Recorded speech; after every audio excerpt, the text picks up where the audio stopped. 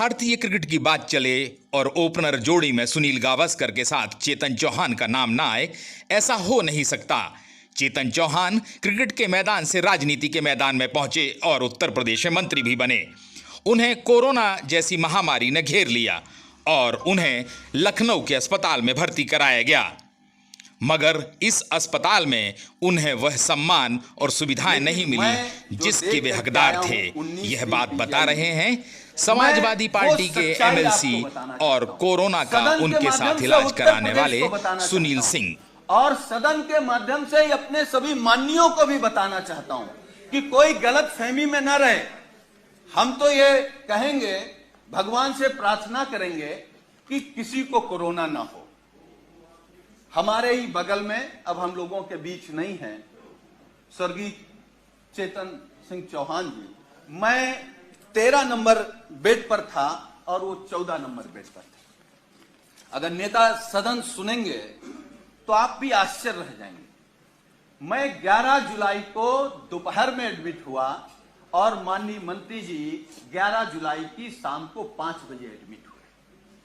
और अब मैं जो कहने जा रहा हूं वो दुर्भाग्य है हमारा भी, माननीयों का भी, और जो लोग अस्पताल में भर्ती हो रहे हैं उनका भी। 8 लोगों का वार्ड, माननीय जी, 8 लोगों का वार्ड, जहां 8 कोरोना संक्रमित लोग होते हैं। डॉक्टरों की, नर्सों की और वहां की टीम आती है तो गेट से ही पूछते हैं कि चेतन कौन है। तो माननीय मंत्री जी क्योंकि बहुत सरल थे, उन्होंने हाथ खड़ा किया।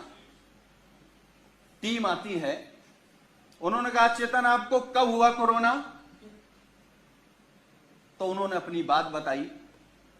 तो फिर एक दूसरा स्टाफ बोलता है चेतन क्या करते हो तुम? वो कुर्ता पैजामा में थे, मैं तो पैंट शर्ट में था। खैर, तो माननीय मंत्री जी ने कहा कि मैं कैबिनेट मंत्री हूं।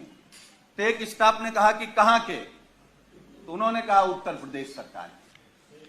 तो मैं सोच रहा था कि ये लोग कैसे इस बदतमीजी से बात कर सकते हैं, लेकिन मुझे यह भरोसा हुआ कि जब माननीय मंत्री जी ने कह दिया कि मैं उत्तर प्रदेश सरकार का कैबिनेट मंत्री हूं, तब शायद वो चेतन जी कहेंगे या थोड़ा आदर करेंगे। लेकिन ये सुनने के बाद भी जब पीजीआई के स्टाफ ने कहा कि चेतन तुम्हारे घर में और कौन कौन संक्रमित है, तो मुझे गुस्सा भी आया, दुख भी हुआ और सरकार पे भी गुस्सा आया। मतलब सरकार का इतना भी दबाव नहीं है भाई। कैबिनेट मंत्री के बाद कौन होता है? मुख्यमंत्री। तो इसका मतलब उत्तर प्रदेश में केवल योगी आदित्यनाथ जी का सम्मान होगा। अगर शर्मा जी को कोरोना हो गया तो आपके साथ क्या व्यवहार होगा आप सोच नहीं सकते। हम नहीं चाहते, हम तो भगवान से प्रार्थना करेंगे कि आपको नहीं, किसी को ना हो। लेकिन उसके बाद मान्यवर, मुझे जब गुस्सा आया, मैं अपना गुस्सा नहीं रोक पाया, तो मैंने डॉक्टर से कहा कि आप जानते हैं कौन है? चलिए आप नहीं प्रभाव में आ रहे हैं कि ये योगी सरकार के कैबिनेट मंत्री हैं, ये वो हैं जो देश के लिए क्रिकेट खेलते थे। तो उस डॉक्टर ने कहा अच्छा ये वो चेतन है, और ये कहते हुए डॉक्टर और स्टाफ पूरा चला गया। वो 2 दिन तक हमारे बगल में रहे। मतलब वो, मैं ये कह सकता हूं कि जिस घुटन में थे वो माननीय शर्मा जी नहीं महसूस कर सकते। और मुझे जो शब्द नहीं कहना चाहिए, वो कोरोना से हमको आपको छोड़ के नहीं गए, सरकार की अव्यवस्था से हमको आपको छोड़ करके गए। मतलब इतना गंभीर मामला। और मान्यवर, मैं दूसरी बात बता रहा हूं, मैं 19 नहीं, मैं समाप्त कर दूंगा। अब हमारा केवल दर्द सुन लीजिए। मैं 19 दिन तक एडमिट था। 11वें दिन हमारी फिर टेस्ट हुआ, मैं फिर पॉजिटिव आ गया। फिर 4 दिन बाद टेस्ट हुआ, फिर पॉजिटिव आ गया। हमारे माननीय राष्ट्रीय अध्यक्ष, हमारे नेता माननीय अखिलेश यादव जी ने फोन से हमसे कहा कि सरकार का शासनादेश हो गया है कि तुम घर पर रह करके ठीक हो सकते हो।